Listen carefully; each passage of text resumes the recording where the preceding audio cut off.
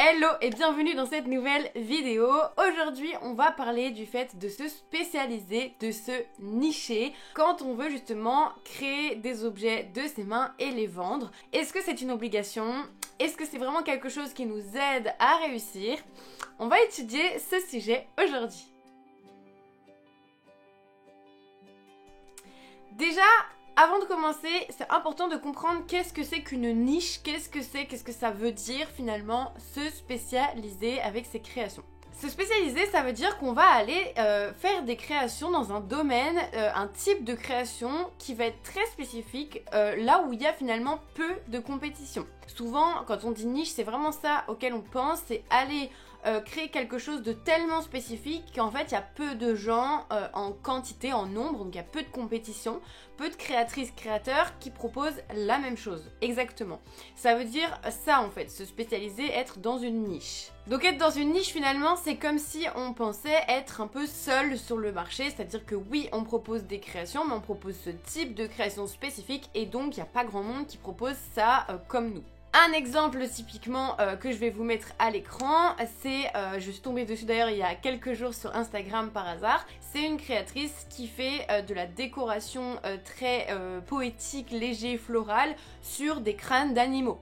Bon bah là très clairement on est sur quelque chose de très spécifique, très niché, puisqu'il y a probablement peu de personnes qui font ça. Ça reste quelque chose quand même qui n'est pas commun. Donc ça, on peut évidemment appeler ça une niche, quelque chose de très spécifique, mais au-delà finalement des créations, donc ça peut être une niche en termes de création, donc la création est très très spécifique, ou une niche en termes de cible, c'est-à-dire que on va aller s'adresser, on va aller vendre nos produits à des personnes très très spécifiques. Et on reviendra sur ce sujet par la suite, mais globalement quand on parle de niche, bien souvent c'est qu'on a des produits qui sont nichés, donc des produits qui sont spécialisés, qui sont dans quelque chose qu'on ne retrouve pas partout.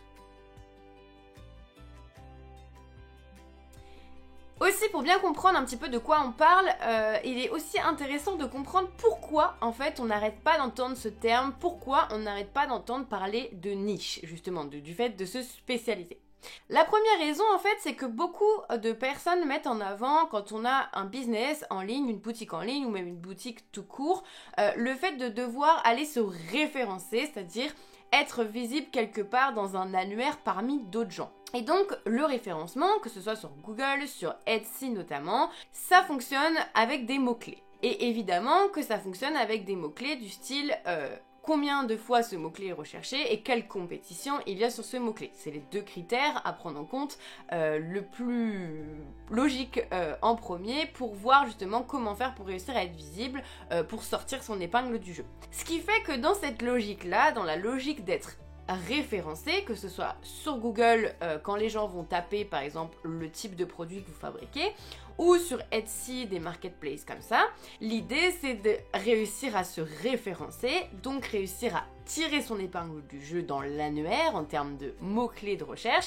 Et donc bien souvent les gens qui te conseillent de te référencer sur Google ou sur Etsy par exemple, vont bien évidemment te conseiller d'être sur une niche pour justement aller chercher peu de compétition et réussir finalement à être un peu tout seul sur ton marché pour être le plus visible possible. Avec ces types de canaux de vente ou de communication, évidemment qu'il y a un peu déjà beaucoup de monde sur ton marché et que tu vas avoir du mal à être visible. Ça, c'est encore une croyance bien ancrée qu'il y a trop de gens et donc évidemment tu vas être en galère pour essayer d'être visible parmi tout le monde. Mais on va y revenir plus tard dans la vidéo. Mais en tout cas, c'est vraiment important de comprendre que pourquoi on parle de niche et de se spécialiser, c'est que beaucoup de gens te conseillent de te référencer. Il y a plein d'autres canaux de vente qui existent, il y a plein d'autres façons de communiquer qui existent et je vais en parler juste après, mais les gens qui te parlent de niche et de te spécialiser, c'est des gens qui vont te conseiller de te référencer. Et donc évidemment, le référencement c'est pas quelque chose qui est facile, c'est quelque chose qui te met vraiment en front avec tes concurrents. Donc oui, dans cette idée-là, ces gens te conseillent de te spécialiser pour avoir moins de compétition finalement et réussir à que ce soit plus facile d'être visible. Attention, attention, attention! Pourquoi c'est risqué d'essayer de te spécialiser, de te nicher? Et je veux vraiment insister là-dessus parce que c'est ce qui est pas assez pris en compte en fait selon moi. Et c'est hyper important aujourd'hui qu'on passe du temps à parler de ça parce que ce n'est pas une recette miracle, loin de là, de se spécialiser, de se nicher. Première chose, qui dit aller là où il y a peu de concurrence, aller là où il y a peu de créateurs, créatrices, aller là où il y a peu de gens qui proposent le même style de création. Ça veut dire qu'il y a potentiellement aussi moins de gens qui recherchent ce genre de création, ok ? Jusque-là, c'est pas forcément un problème. Sauf que ça veut dire aussi que si tu proposes quelque chose qui n'a jamais été vu, ce qui est peu probable, mais soit dit en passant, quelque chose qui vraiment est rare et peu commun, dans ces cas-là, les gens vont pas forcément non plus être prêts à acheter. Pourquoi ? Parce que pour que les gens aient envie d'acheter, bien souvent, il faut qu'ils aient vu plusieurs fois ce produit ou ce type de produit. Ce qui fait que finalement, quand c'est des produits qui sont, entre guillemets, vus et revus, ou en tout cas qui ne sont pas extrêmement spécifiques, c'est des produits qu'on a pu avoir tendance à voir un petit peu à droite à gauche, même si le style est différent, mais le type de produit, on a déjà l'habitude d'être confronté à ce genre de produit, on en a déjà vu passer dans des pubs, sur Instagram, bref, à plein d'endroits. Dans notre inconscient, notre cerveau va prendre l'habitude de voir ce genre de produit. Et le jour où on va vraiment avoir une envie d'acheter ce produit, eh bien là on va être capable de passer à l'action rapidement parce que notre cerveau aura eu l'habitude de voir ce genre de création, ce genre de produit. Et donc on va s'adresser à des profils marketing puisqu'en marketing on a des profils différents. Moi j'ai un profil marketing, en tant que client je suis un profil particulier, d'autres personnes vont être dans des profils différents. Il y a deux gros profils en marketing qui se distinguent. Il y a le profil de la personne qui va acheter avant tout le monde. C'est les personnes qui sont un peu avant-gardistes, j'appelle ça comme ça. C'est des personnes qui vont vouloir acheter des choses qui n'existaient pas, qui sont vraiment nouvelles, qui n'ont jamais été vues ailleurs.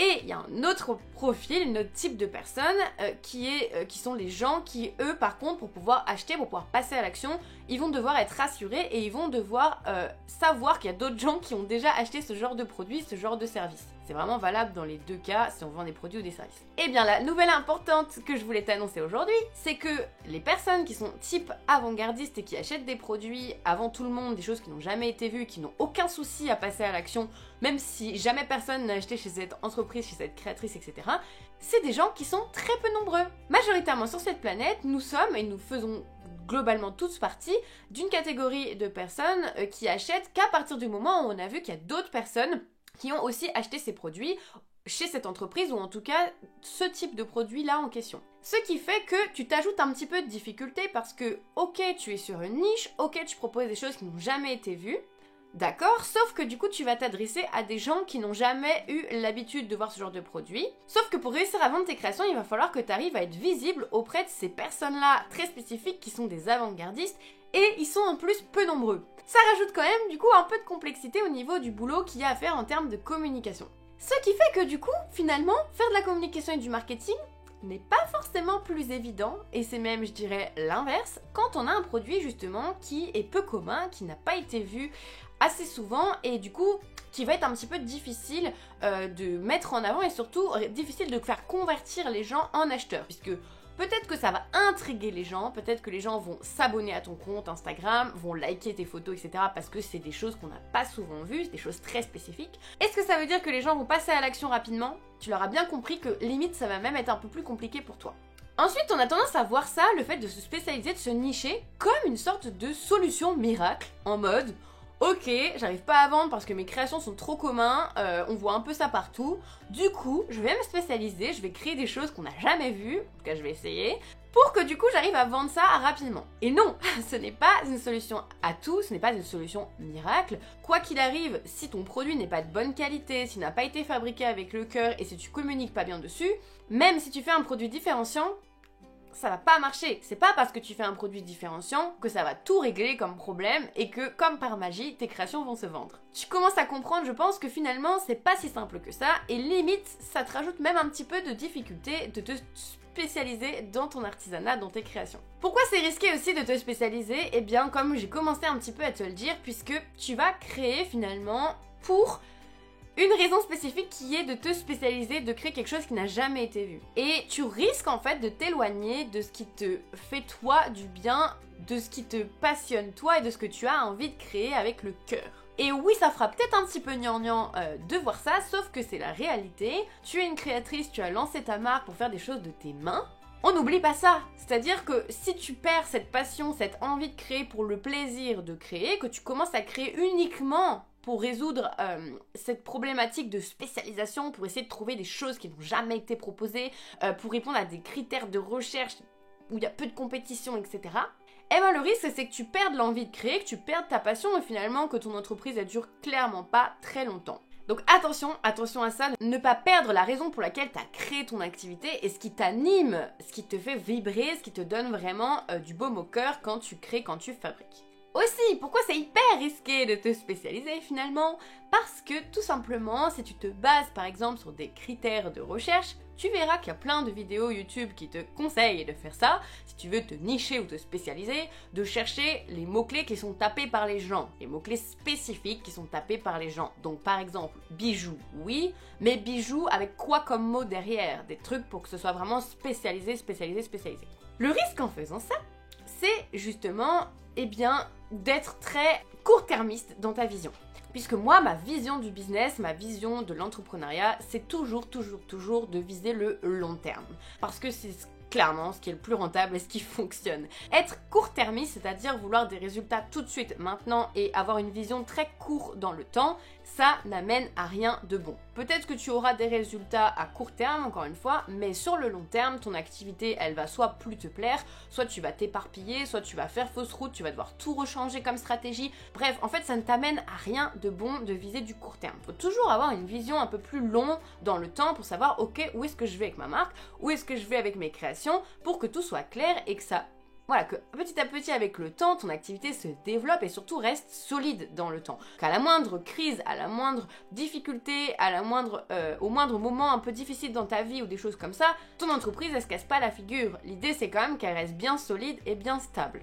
Et du coup, si tu te bases sur les volumes de recherche, eh bien, j'ai le regret de t'annoncer que dans notre société, les recherches évoluent très rapidement. C'est-à-dire que quelque chose qui est à la mode et qui est recherché aujourd'hui, ne le sera probablement plus demain. Et donc, si tu bases ton activité, ton entreprise sur des mots-clés qui sont recherchés et que tu crées, voilà, tout le temps des produits en fonction de ce qui est recherché par tes potentiels clients, bah le risque c'est que tu vas, déjà te fatiguer, t'essouffler, tu vas devoir constamment aller faire de l'analyse et de la recherche, et comme je te l'ai dit, ce que tu as créé hier et que tu es en train d'essayer de vendre, ne sera peut-être plus recherché aujourd'hui, donc finalement ne plaira plus.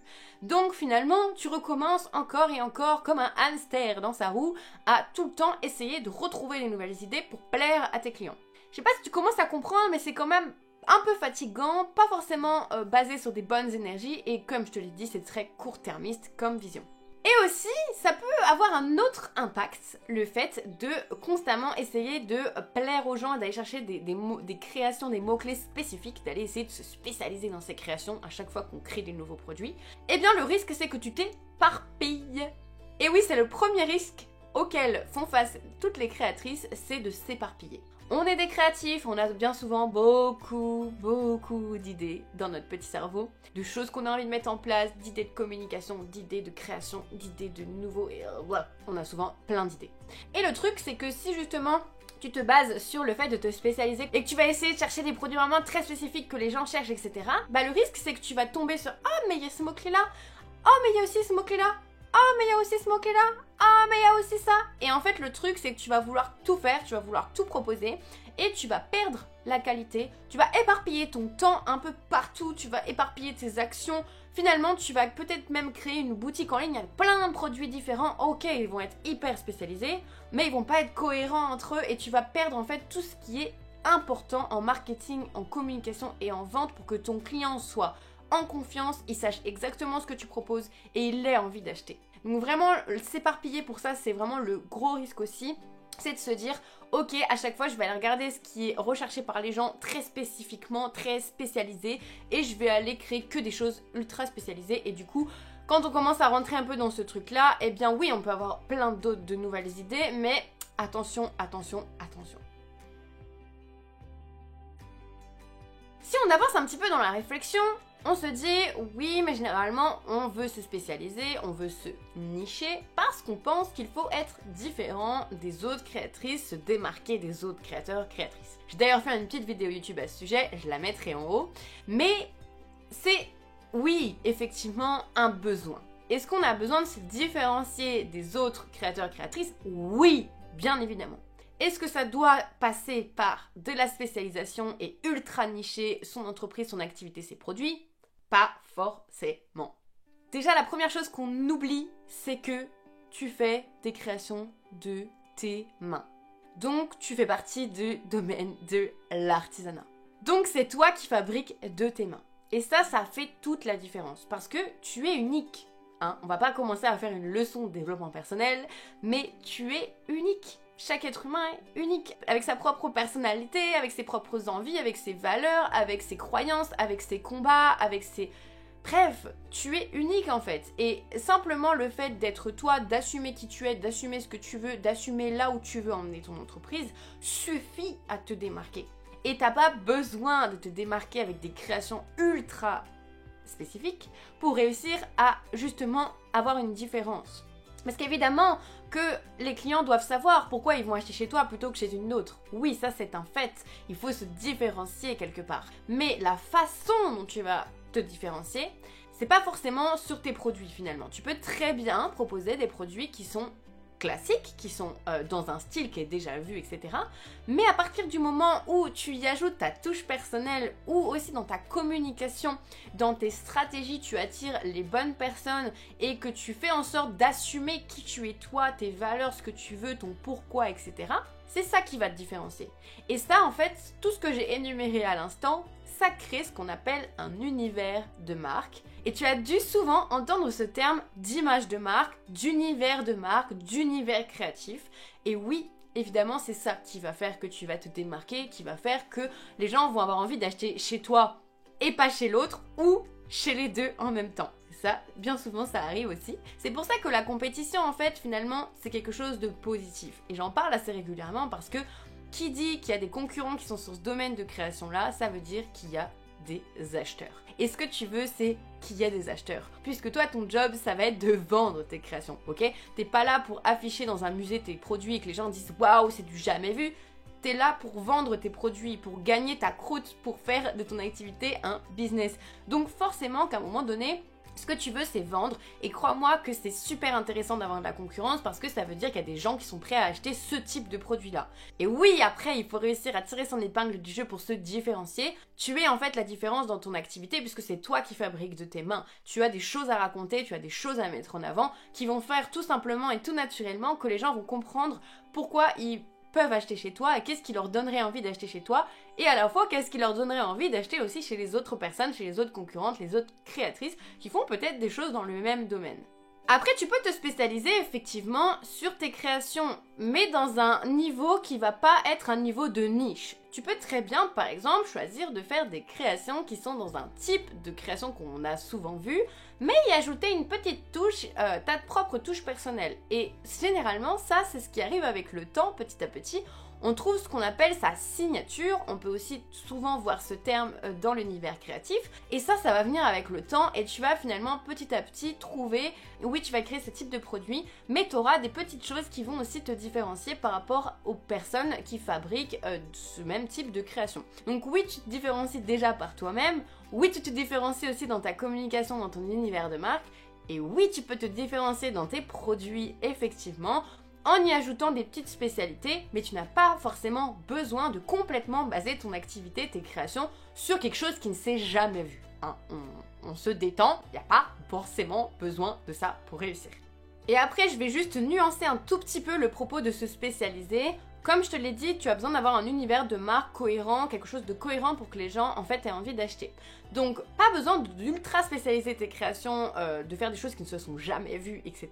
Attention par contre à ne pas s'éparpiller comme j'en parlais tout à l'heure, c'est quand même hyper important de rester cohérente sur tous les produits que tu vas proposer dans ta boutique. Tu peux très bien proposer des types de produits différents, il n'y a aucun souci. Mais par contre il te faut un fil conducteur, il faut quelque chose qui soit vraiment cohérent entre tous tes produits. Donc pour terminer cette vidéo, est-ce que tu as besoin de te spécialiser, de trouver une niche pour réussir à vendre tes créations? Absolument pas. Et j'en suis l'exemple même. Je fais des bijoux botaniques en argent. Il y a plein de créateurs et créatrices qui font des bijoux inspirés de la nature en argent, ok? Donc non, t'as pas forcément besoin de te spécialiser. Moi, ma marque, elle se développe très bien et j'ai des revenus grâce à mon activité. C'est quand même le but et c'est ce qu'on veut. Donc non, tu n'as pas besoin de te spécialiser et de t'ultra nicher ou même tout simplement de trouver une niche pour réussir à vendre tes créations. Par contre, ce que tu dois faire, c'est oui, avoir un univers de marque cohérent, oui, avoir des produits cohérents, oui, mettre en avant ta différenciation parce que c'est toi qui crée les produits, il y a plein de choses à faire avec ça, il y a plein de choses à raconter, mais non, tu n'as pas besoin de trouver une niche absolument.